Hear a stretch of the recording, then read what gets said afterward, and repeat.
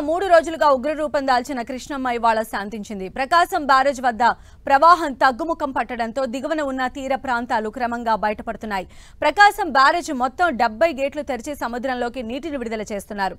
కృష్ణానదికి వరద నీరు భారీగా తగ్గడంతో విజయవాడ, లంక గ్రామాల ప్రజలు ఊపిరి పీల్చుకున్నారు. నిన్న 11,47,000 క్యూసెక్లుగా ఉన్న ఇన్ఫ్లో ప్రస్తుతం 8 లక్షల క్యూసెక్లకు తగ్గిపోయింది. ఎగువ ప్రాంతంలో వరద నీరు తగ్గడంతో ప్రకాశం బ్యారేజ్కి గణనీయంగా వరద నీరు తగ్గింది. 100 ఏళ్ల ప్రకాశం బ్యారేజ్ చరిత్రలో ఇటీవల వచ్చినంత వరద నీరు గతంలో ఎప్పుడూ లేదని విజయవాడ వాసులు చెబుతున్నారు. ప్రకాశం బ్యారేజ్ దగ్గర నీరు పోటెత్తడంతో గత 2 రోజులుగా విజయవాడలోని పలు ప్రాంతాలు వరద ముంపునకు గురయ్యాయి.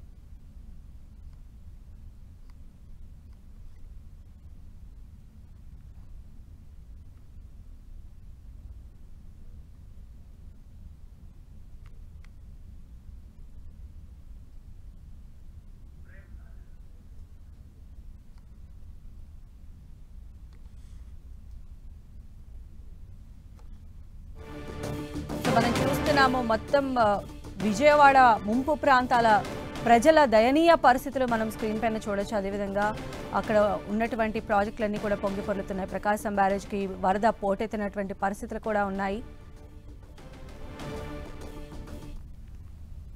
అయితే ఇప్పుడు చెప్తూ ఉన్నారు అక్కడ సిచ్యువేషన్ అంటే ప్రకాశం బ్యారేజ్లో అయితే చరిత్రలో ఇప్పటి వరకు వచ్చినంత వాటర్ ఎప్పుడు రాలేదని చెప్తూ ఉన్నారు. అది సృష్టించినటువంటి విలయం మనం విజయవాడ నగరంలో ప్రతి వాడన కూడా కనిపిస్తూనే ఉంది. మరి ఎప్పుడు విజయవాడ వాసులు తేరుకుంటారు అనేటువంటి అప్డేట్స్ అందించడానికి అధికార యంత్రాంగం ఎలా సమాయత్తమైంది అప్డేట్స్ అందించారు మా ప్రతినిధి జయరాజ్ మనకు అందుబాటులో ఉన్నారు. జయరాజ్. సంధ్య, ప్రకాశం బ్యారేజీ పోటెత్తినటువంటి నేపథ్యంలో విజయవాడ వాసులు ఇప్పుడిప్పుడే కొంచెం కోలుకుంటా ఉన్నారు. విజయవాడ ప్రధానంగా అటు బుడమేరు, ఇటు కృష్ణానది కూడా వరద తాకిడి క్రమేపీ తగ్గుతూ ఉంది. ముఖ్యంగా కృష్ణా నదికి నిన్న ఈ సమయానికల్లా 11,47,000 క్యూసెక్కుల వరద నీరు పొంగి ప్రవహించేటటువంటి పరిస్థితి ఉంటే ఈరోజు 9 లక్షలకు చేరింది. 70 గేట్లన్నీ కూడా ఇక్కడ పూర్తి స్థాయిలో ప్రకాశం బ్యారేజ్ 70 గేట్ల ద్వారా వచ్చినటువంటి వరదను వచ్చిన విధంగా మొత్తం సముద్రంలోకి వదిలేసినటువంటి పరిస్థితి. మొత్తం ఎగువ ప్రాంతాల నుంచి అటు శ్రీశైలం, ఇటు పులిచింతల నుంచి కూడా ఎక్కువ మొత్తంలో భారీగా వరద నీరు రావటం వల్ల నిన్న ఈ సమయానికి 11,47,000 క్యూసెక్ల వరద నీరు రావటం దాదాపు 100 ఏళ్ల ప్రకాశం బ్యారేజీ చరిత్రలో ఇంత పెద్ద ఎత్తున ఎప్పుడు కూడా రాలేదు. గతంలో 2 సందర్భాల్లో కేవలం 10 లక్షల వరకు కూడా వరద నీరు రావటం, ఈసారి దాదాపు 12 లక్షల వరకు కూడా చేరినటువంటి నేపథ్యంలో మొత్తం బెజవాడంతా అల్లకల్లోలమైంది. కృష్ణా నదీ పరివాహక ప్రాంతం అంతా కూడా అలజడికి గురైంది. కృష్ణానది పరివాహక ప్రాంతంలో ఉన్నటువంటి ఉమ్మడి కృష్ణా జిల్లా, ఉమ్మడి గుంటూరు జిల్లా సంబంధించినటువంటి దాదాపు 11 లక్షల ఎకరాల రైతాంగం అంతా కూడా చాలా కన్నీరు మున్నీరుగా విలపించినటువంటి పరిస్థితి. ఖరీఫ్ పంట కూడా పూర్తిగా నీళ్లలోనే నాలుతోందా ఉంది. లంక గ్రామాలన్నీ కూడా పూర్తిగా జలమయమైనటువంటి పరిస్థితి నెలకొంది.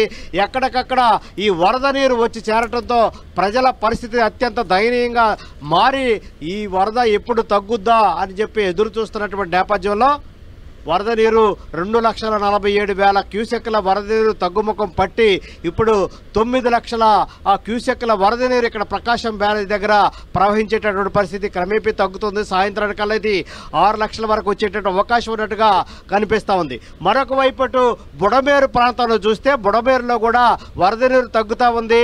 ముఖ్యమంత్రి నారా చంద్రబాబు నాయుడు స్వయంగా ఎన్టీఆర్ జిల్లా కలెక్టరేట్ని సచివాలయంగా మార్చుకొని ప్రభుత్వ యంత్రాంగానంతా అక్కడ దింపేశారు. ప్రభుత్వమే తరలొచ్చి బుడమేరు ప్రాంతంలో పూర్తి స్థాయిలో ప్రభుత్వం కదిలొచ్చింది. సహాయ పునరావాస కార్యక్రమాలు చేపట్టడానికి ప్రభుత్వం యంత్రాంగం అంతా కూడా బుడమేరు ప్రాంతంలోనే మాటు వేసింది. ఆ ప్రాంతాల్లో ఉన్నటువంటి ప్రతి వ్యక్తిని కదిలిస్తూ ఉన్నారు. ముఖ్యమంత్రి కూడా రోజుకి 3-4 సార్లు వరద ప్రభావిత ప్రాంతాలకు స్వయంగా వెళ్తా ఉన్నారు. వరద ప్రభావిత ప్రాంతాల్లో ఉన్నటువంటి ప్రతి వ్యక్తిని కలుస్తూ ఉన్నారు. వారికి అందే సహాయ సహకారాలు గురించి ఆయన ఆరా తీస్తా ఉన్నారు. ఆయా ప్రాంతాలకి దాతలు సైతం ముందుకు వస్తా ఉన్నారు. మొత్తం మీద పెద్ద ఎత్తున లారీ ఓనర్స్ కానీ మిగతా సంస్థలు కానీ అందరూ కూడా లక్షలాది రూపాయల ఆహార పొట్లాలని, మంచినీళ్ళని, అదేవిధంగా వివిధ రకాల ధన రూపంలోనూ, వస్తు రూపంలోనూ, ఆహార రూపంలోనూ పెద్ద ఎత్తున వచ్చి విరాళంగా ఇచ్చి ఆయా ప్రాంతాలకు తరలించేటటువంటి ప్రక్రియ చేపడతా ఉన్నారు.